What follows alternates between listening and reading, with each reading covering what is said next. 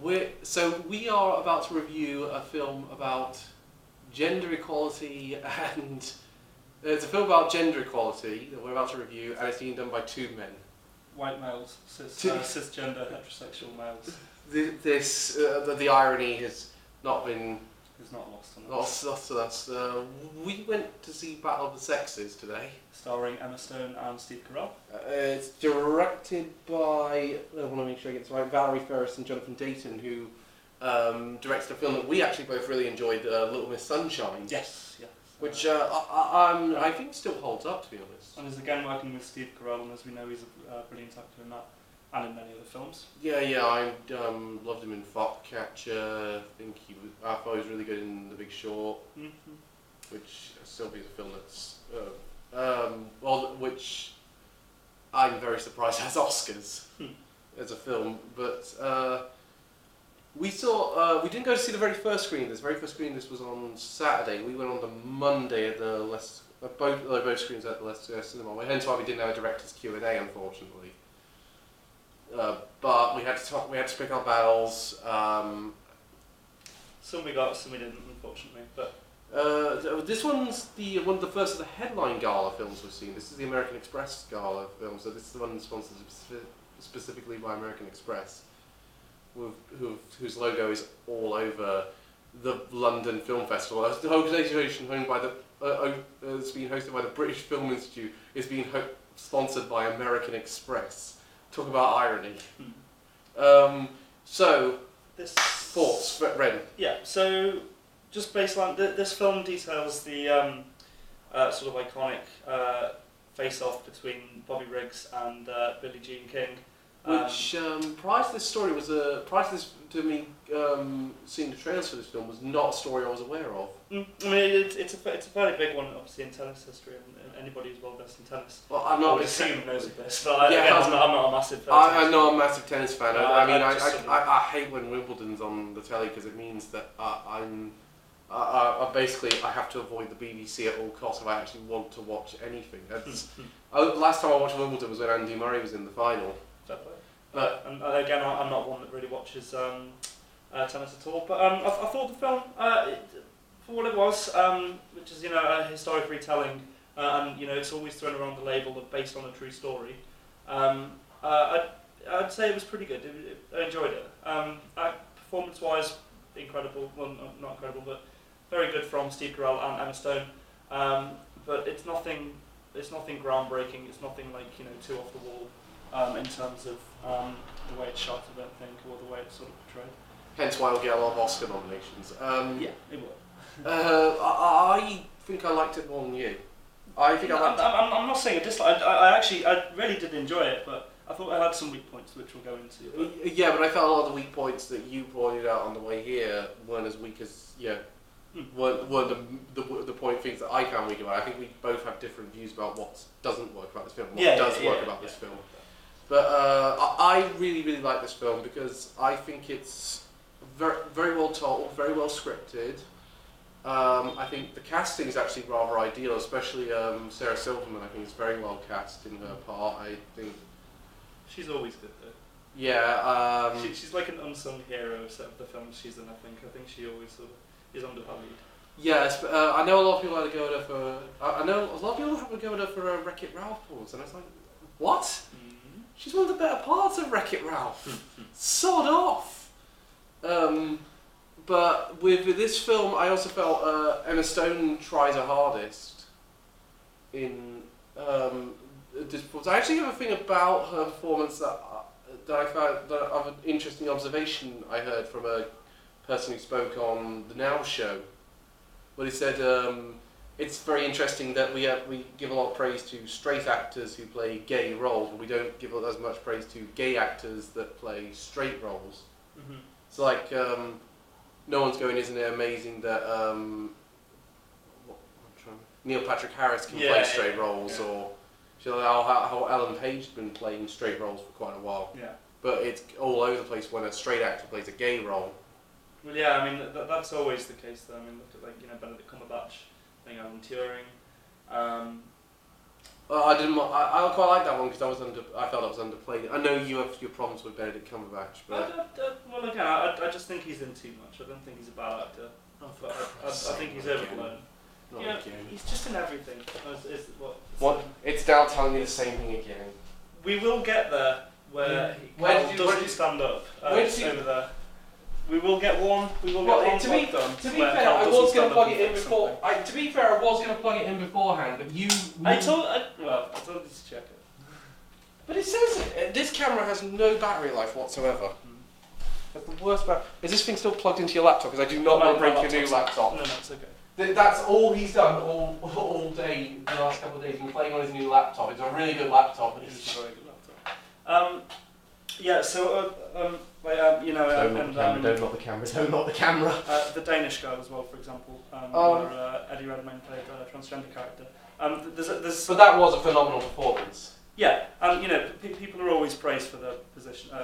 The point that you're making is people are always praised straight actors for playing LGBT roles, LGBTQIA+ roles, whereas it's not so much the reverse. Is it just me, or are there more and more letters getting added to that every day? I mean, it's the blanket term is like LGBTQIA+. You know, I mean, the plus kind of signifies every other label that people sort of want to choose. But yeah, right. So, what were you saying?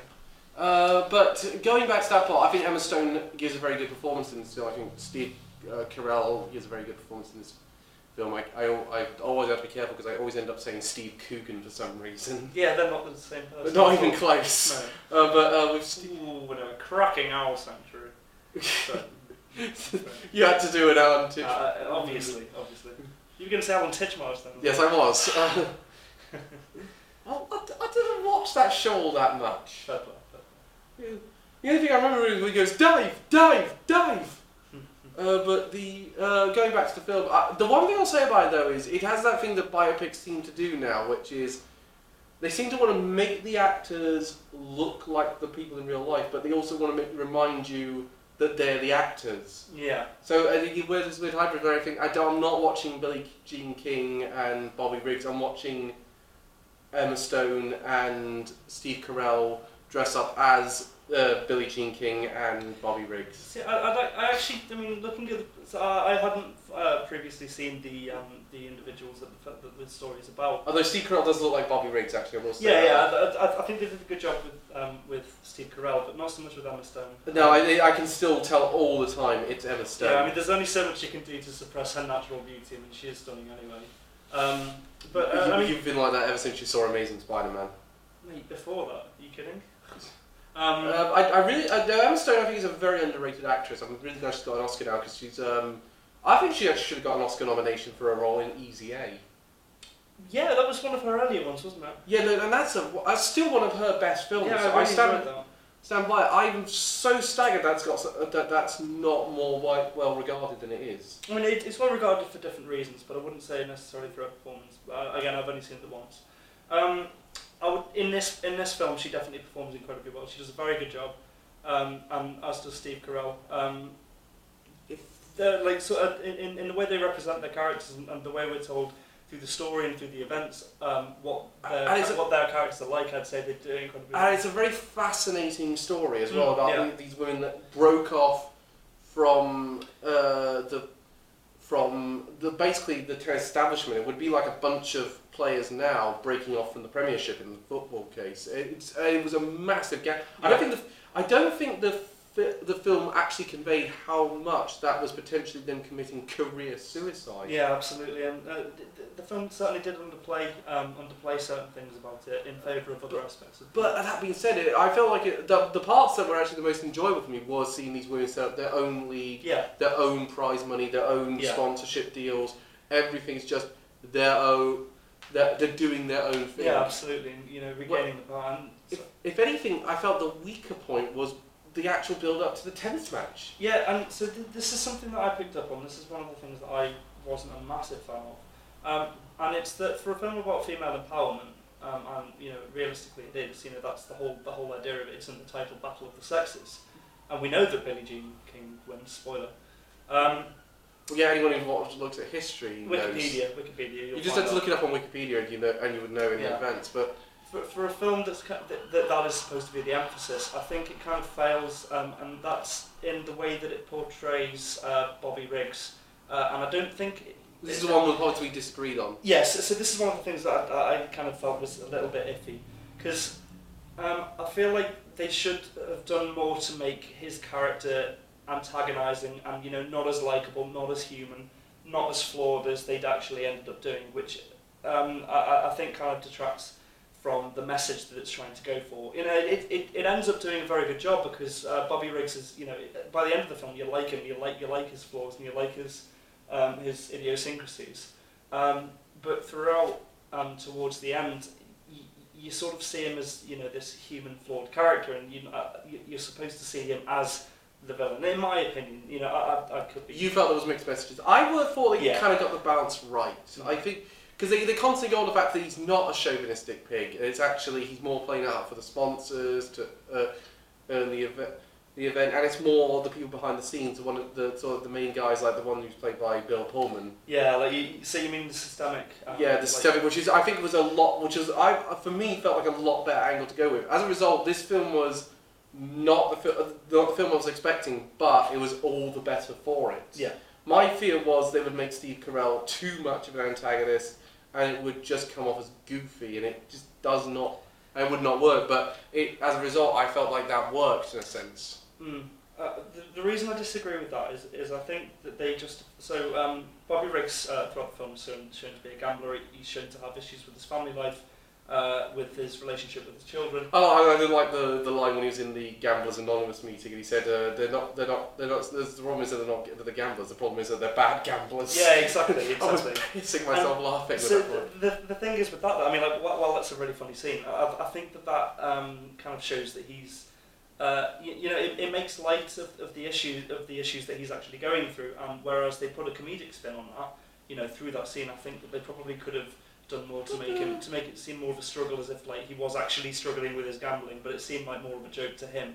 And in the end, he ends up back with his wife. But the thing is, like, actually, one of the reasons I quite like that scene is because it further because I like anything that takes a shot at organisations like Alcoholics Anonymous. Yeah. Because because the problem with that organisation in America especially is it's become a court-appointed religion.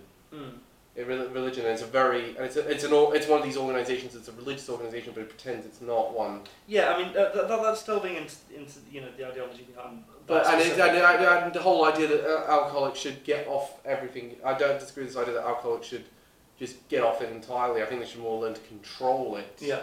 Than anything else. But if they want to go off teetotal, that's great for them. If that's necessary for them, yeah, great for them. But don't beat them to the ground. No, of course. Don't beat them to the ground. Tell them they're pathetic and yeah. But I mean, they're not in any control of themselves. But that's one of the reasons I quite like that scene, because it was taking a pot shot at that crap. But in the same way, I think in a film that's supposed to be based on true events, that, you know, seems very unrealistic and very unlikely. And, but I wouldn't be surprised though, to be fair, because I saw a Tim Burton film back in Boxing Day a couple of years ago called Big Eyes. It's a really good film, if you check it out. About the woman who did those paintings of those kids with massive eyes in the 70s. The really gothic pictures. I've not seen this. But it's and her husband took a lot of credit for it because he felt, and it turned out, spoiler alert for anyone who hasn't seen Big Eyes, go and watch it and then skip forward a little bit, we'll be done with it.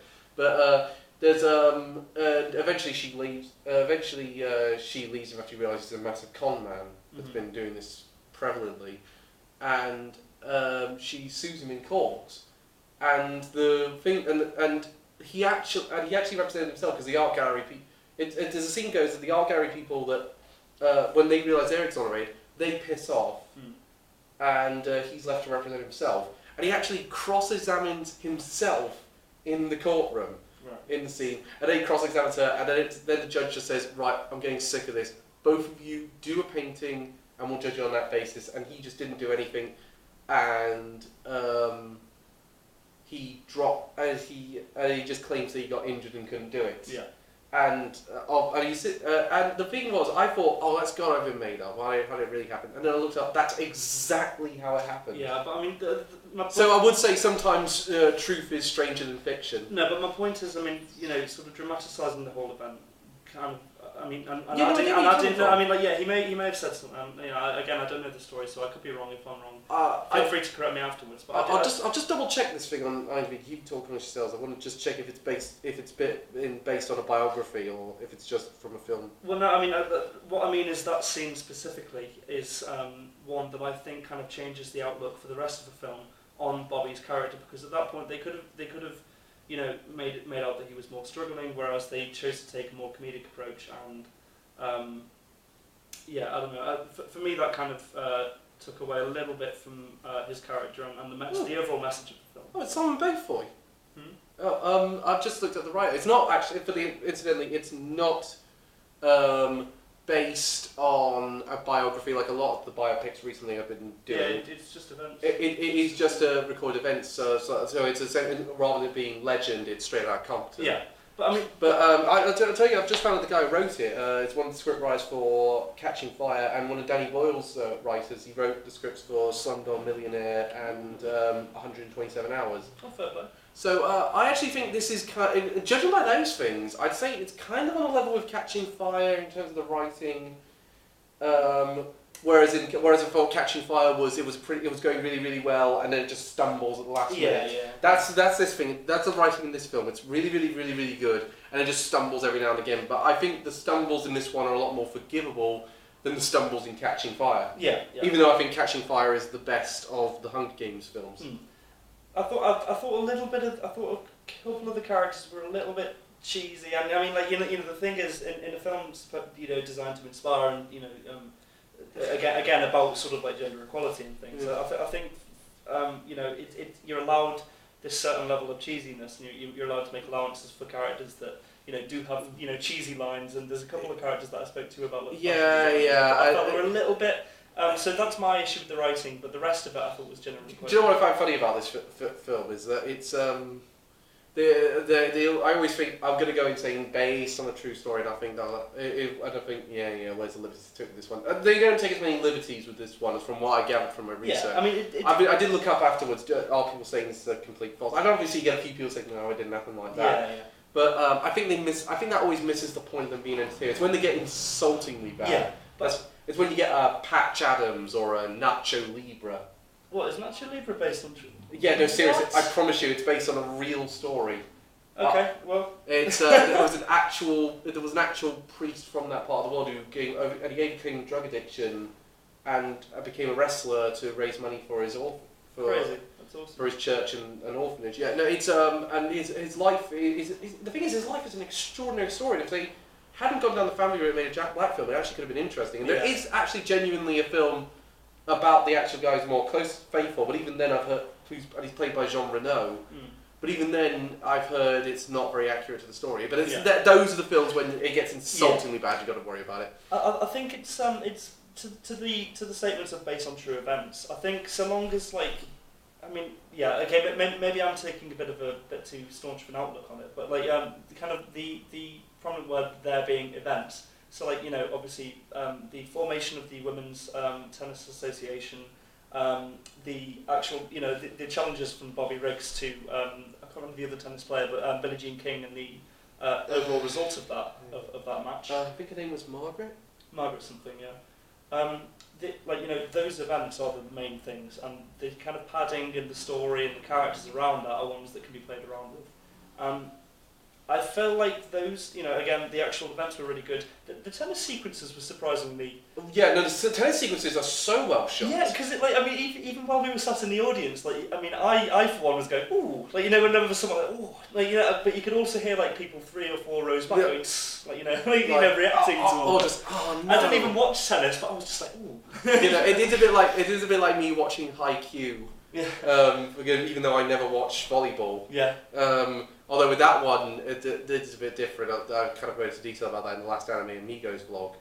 But it's... do you know what's weird though? The elderly couple sitting next to us would not shut up the entire I fucking heard film. that as well. It was dreadful. No. If you're a type of person who talks in cinemas, Don't.